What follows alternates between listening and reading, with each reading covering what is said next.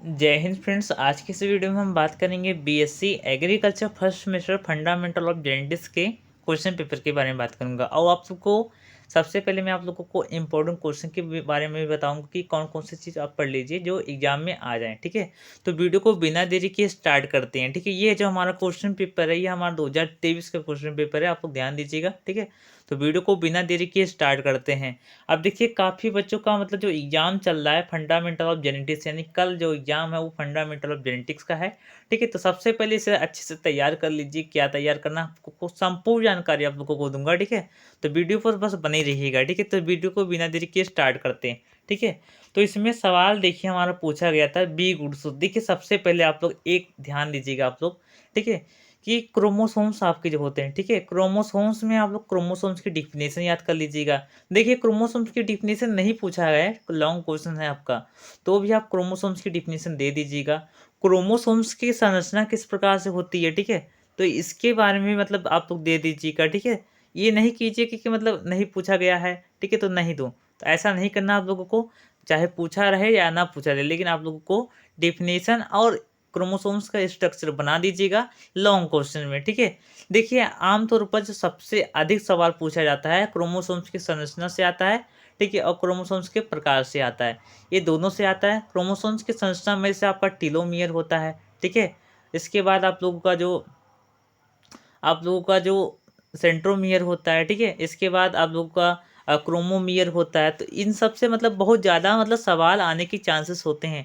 इसे पूछ लिया जाएगा कि टीलोमियर क्या होता है, तो काफ़ी बच्चे कंफ्यूज हो जाएंगे टीलोमियर क्या है। तो टीलोमियर क्या है, हम आपको बता दूं कि क्रोमोसोम्स के दोनों अंतिम छिरे छोरे जो होते हैं उन्हें हम टीलोमियर कहते हैं। ठीक है, तो ये जान लीजिए। और सेंट्रोमियर जो होता है आप लोगों का जो गुणसूत्र होते हैं, ठीक है, जो गुणसूत्र होते हैं उनके दोनों छोर, ठीक है, आपस में जहाँ पर मिले होते हैं उसे हम सेंट्रोमियर कहते हैं। जो बीच में होता है हमारा, ये इस प्रकार से जो हमारा है, ये संरचना हमारी जो है एक लाइन की जो है, ठीक है, ये हमारा सेंट्रोमियर कहलाता है। जबकि गुणसूत्र के जो दोनों सिरे होते हैं ये हमारे क्या कहलाते हैं, टीलोमियर कहलाते हैं। सबसे निचले वाले छोर पर सैटेलाइट पाया जाता है, आमतौर पर आप जानते होंगे। इसमें मैट्रिक्स भी पाया जाता है। तो इस प्रकार से क्रोमोसोम्स की आप डिफिनेशन, क्रोमोसोम्स के प्रकार, ठीक है। देखिए, क्रोमोसोम्स के प्रकार में आप लोगों को बता दूं कि क्रोमोसोम्स में प्रकार में बहुत सारे प्रश्न आते हैं। इससे पूछ लिया जाएगा क्रोमोसोम्स के प्रकार बताइए, स्पेशल क्रोमोसोम्स के प्रकार बताइए। ठीक है, तो आप लोग को पता होना चाहिए। इसमें दिया गया है बी गुणसूत्र, जो बी गुणसूत्र आपका है, ठीक है, ये क्रोमोसोम्स के प्रकार में से है। इसमें से आपको आ जाएगा टी गुणसूत्र आ जाएगा, ठीक है, क्रोमोसोम्स आ जाएगा, आर क्रोमोसोम्स आ जाएगा। तो ये सब गुणसूत्र के प्रकार है। ठीक है, ध्यान दीजिएगा, आप तो किसी नोट कर लीजिएगा। इसके बाद सेकंड में दिया गया आप लोगों का घातक जीन क्या है। देखिए, जो ऐसे जीन जो विषम युग्मजीय अवस्था में आने पर, ठीक है, सदस्य को मार देते हैं। ऐसे जीन, ठीक है, जो जो विषम युग्मजीय अवस्था में, विषम युग्मजीय, ठीक है, विषम युग्मजीय, ठीक है, युग्मजीय अवस्था में आने पर क्या करते हैं, मार देते हैं। किसे मारते हैं, सदस्य को मारते हैं। तो ये क्या कहलाते हैं, हमारा ये हमारे घातक जीन कहलाते हैं। ठीक है, नोट कर लीजिएगा। इसके बाद क्रीज क्रॉसिंग क्या, इसके बारे में बहुत ही बढ़िया से बताया था। इसके बाद क्रॉसिंग ओवर क्या होता है, ठीक है, तो ये दोनों के बारे में बहुत अच्छे से बताया था। इसके बाद आप लोगों को बता दूं कि देखिए क्रीज क्रॉसिंग है, तो इसके बाद क्रॉसिंग ओवर भी वेरी इंपॉर्टेंट, ये दोनों पढ़ लीजिएगा। इसके बाद देखिए, एक आपका आता है म्यूटन, म्यूटोन, और एक आपका आता है म्यूटान। इसके बाद एक और आता है म्यूटेटर, म्यूटेटर जीन।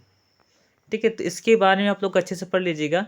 जिन बच्चे हमारे मतलब व्हाट्सएप ग्रुप पर ज्वाइन है, ठीक है, वो सभी लोग मतलब इसके बारे में नोट्स मैंने सेंड कर दिया था, वो अच्छे से पढ़ लिए होंगे। ठीक है, तो इसके बारे में मैं पीडीएफ उपलब्ध कर दूंगा, आप लोग व्हाट्सएप पर हाई लिख के भेजिएगा। 70 81 65 18 31, 70 81, ठीक है, 65 18 31, इस नंबर पर आप भेजिएगा। मैं आपको पीडीएफ भी प्रोवाइड कर दूंगा, बिल्कुल फ्री में, पैसा मैं नहीं लेता हूँ। ठीक है, ध्यान दीजिएगा। इसके बाद नेक्स्ट आपका गुणसूत्र न्यूनता डिफिशियंसी। गुणसूत्र न्यूनता का मतलब क्या है, देखिए जब गुणसूत्र के आप प्रकार देखेंगे, ठीक है, सॉरी प्रकार में कह रहा हूँ, ठीक है, जब गुणसूत्र की संरचना में परिवर्तन आप देखेंगे तो गुणसूत्र में एक गुणसूत्र डिफिशियंसी आता है। ठीक है, गुणसूत्र डिफिशियंसी आता है।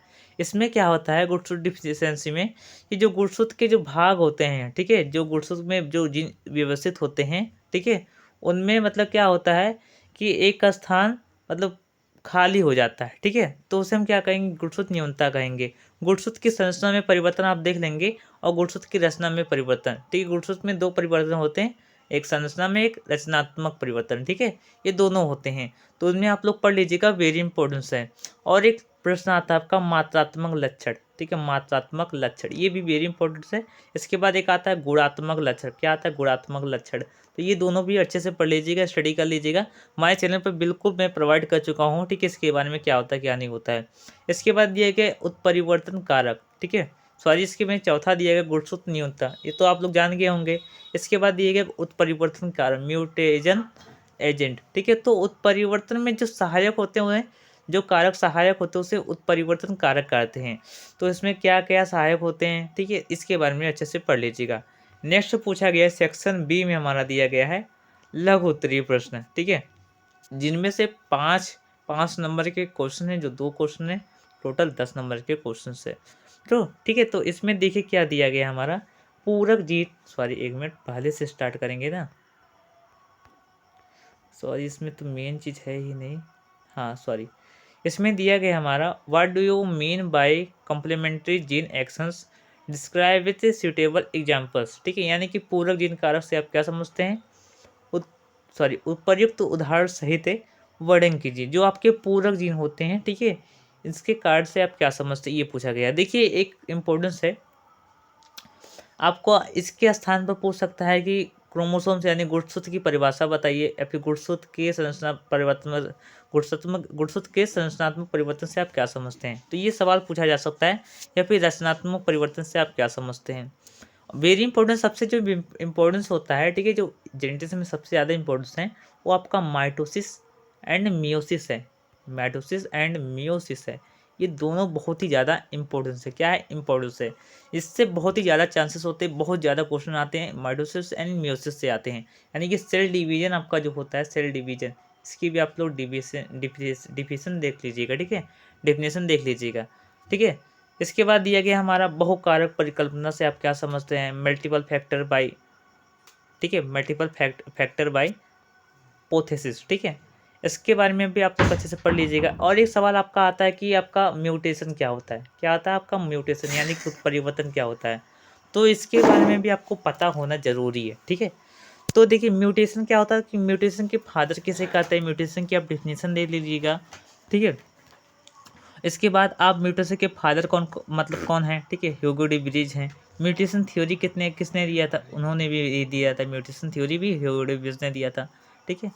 तो इसके बारे में आप अच्छे से पढ़ लीजिएगा। इसके बाद नेक्स्ट हमारा दिया गया हमारा, एक मिनट, नेक्स्ट हमारा दिया गया है ड्रोसोफिला में लिंग निर्धारण, बहुत ही वेरी इंपॉर्टेंट। सेक्स डिस्क्रिमिनेशन क्या होता है, इसके बारे में आप लोग अच्छे से पढ़ लीजिएगा। इंपॉर्टेंस में बहुत ज़्यादा इंपॉर्टेंस है, सेक्स डिस्क्रिमिनेशन से बहुत ही ज़्यादा सवाल आते हैं, ठीक है। तो इसके बारे में भी आप लोग अच्छे से पढ़ लीजिएगा, ठीक है। इसके बाद दिया गया हमारा सेक्शन सी में निम्नलिखित 5 प्रश्नों में से किन्हीं 3 प्रश्नों के उत्तर दीजिए, प्रत्येक प्रश्न 10-10 नंबर के हैं, ठीक है। 10 गुणे 3 बराबर 30 नंबर के ये क्वेश्चन हो जाते हैं, ठीक है। तो इसमें क्या दिया गया, सबसे पहले ये देखिए, मेंडल के पृथक्करण का नियम का वर्णन कीजिए, मेंडल ने गार्डन मटन को अपने प्रयोग के लिए क्यों चुना। बहुत ही वेरी इंपॉर्टेंट है, गार्डन मटन को क्यों चुना, ठीक है।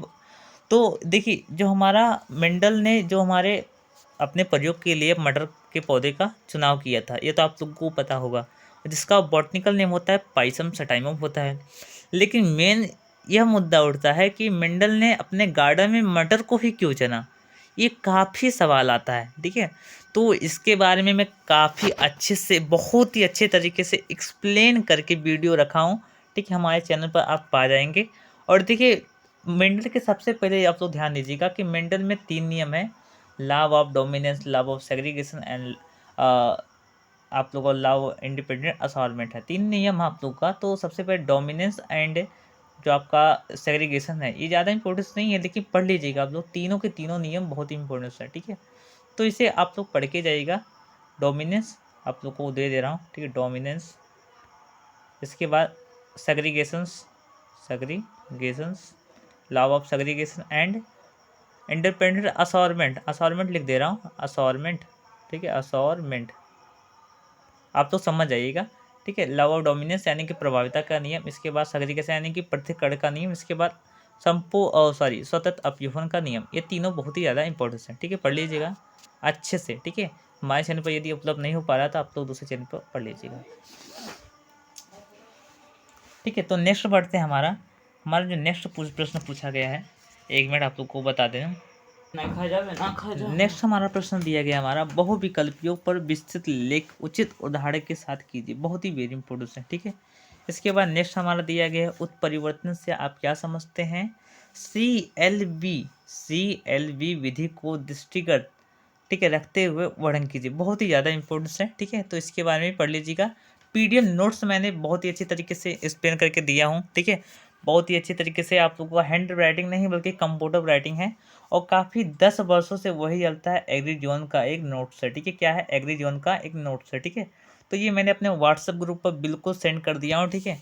तो आपने नहीं जुड़ा है तो आप लोग जाकर जुड़ सकते हैं, तो ठीक है। जितने भी बच्चे अपने व्हाट्सएप ग्रुप पे ज्वाइन हैं बहुत ही ज़्यादा बेनिफिट पाते हैं, ठीक है। तो आप लोग भी बेनिफिट पा सकते हैं, तो व्हाट्सएप ग्रुप को ज्वाइन करना मत भूलिएगा, ठीक है। तो नेक्स्ट हमारा दिया गया है, निम्नलिखित का सूक्ष्म वर्णन कीजिए। जैसे हमारा दिया गया डीएनए संरचना, बहुत ही वेरी इंपॉर्टेंट है, जिसने वाटसन और क्रिक का मॉडल आप लोग दे सकते हैं, वाटसन और क्रिक का मॉडल, क्रिक, ठीक है। तो ये आप लोग दे दीजिएगा। इसके बाद नेक्स्ट हमारा देखिए, सबसे पहले वाटसन और क्रिक ने मॉडल किस प्रकार से प्रदर्शित किया था, सबसे पहले ये ध्यान दीजिएगा। इस प्रकार से सीढ़ी संरचना थी, ठीक है, जिसमें से आप लोग का एडेनिन, गुआनिन, साइटोकिनिन, थाइमिन, ठीक है, एंड यूरेसिल, मतलब डीएनए में मतलब थाइमिन पाया जाता है, आरएनए में यूरेसिल पाया जाता है। तो इसमें देखिए, जो डीएनए में आप लोग का जो संरचना होता है, वाटसन और क्रिक का जो मॉडल है, उसमें एडेनिन, गुआनिन, साइटोसाइनिन एंड थाइमिन 4 पाए जाते हैं, और एडेनिन और साइटोसाइनिन एक साथ होते हैं, एडेनिन साइटोसाइनिन, ठीक है, साइटोसाइनिन एंड गुआनिन एंड थाइमिन, ये आपके एक साथ पाए जाएंगे, ठीक है, ये आपके एक साथ पाए जाएंगे, जबकि एडेनिन और गुआनिन ये साथ साथ कभी नहीं पाए जाएंगे, ठीक है। तो ये सब पढ़ लीजिएगा आप लोग अच्छे से। इसके बाद दिए गए डीएनए प्रतिवलयन, ठीक है। डीएनए रिप्लेशन क्या है, एक प्रकार का विधि है जिसमें मतलब डीएनए से डीएनए का बनना का, ठीक है। आप तो सरल भाषा में बनिए, समझ लीजिए कि डीएनए से डीएनए का बनना ही हमारा डीएनए रिप्लेशन कहलाता है, ठीक है।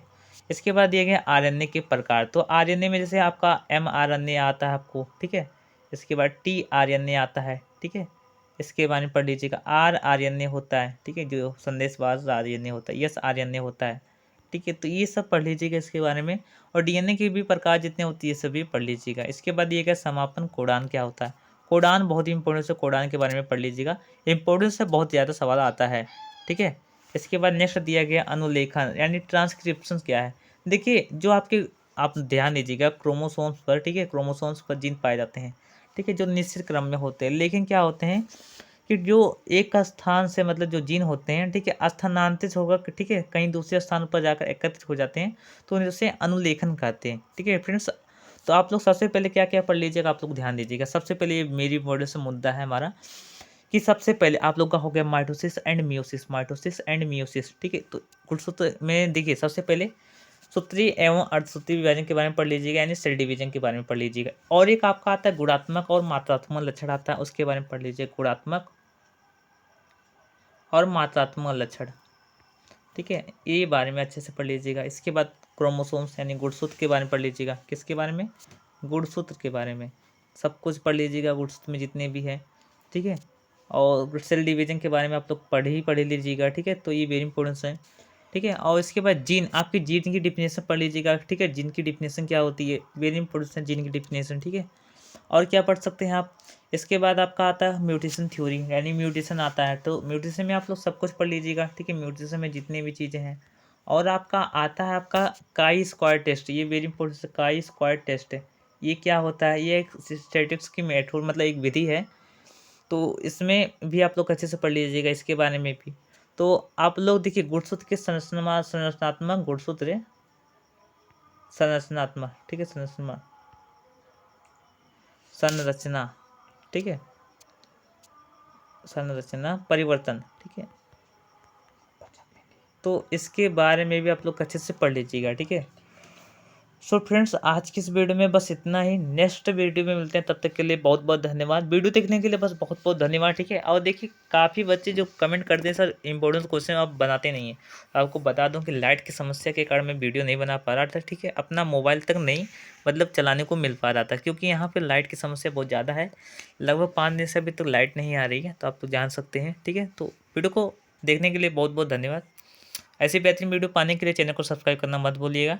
एग्रो स्टडी है तो मुमकिन है। धन्यवाद। जय हिंद, जय भारत, जय जवान, जय किसान।